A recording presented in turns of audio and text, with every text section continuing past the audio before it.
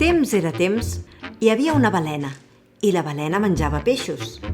Tot li era bo, la llobina i la sardina, el bacallà i el serrà, l'orada i la rajada, el pagell i el sorell, la mussola i la jodriola, i l'esmunyadissa i aguilenca anguila. Peix que trobava pel mar, peix que es cruspia d'una mossegada, nyac. Fins que, al capdavall, només quedà un peixet en tot el mar. Un peixetó més viu que una mostela, que nedava una mica endarrere de l'orella dreta de la balena. Allò pel que podia ser.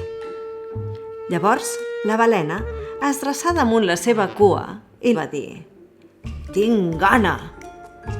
I l'astut peixarró va fer, amb una veueta tota insinuant: «Noble i generós cetaci, no has tastat mai l'home?»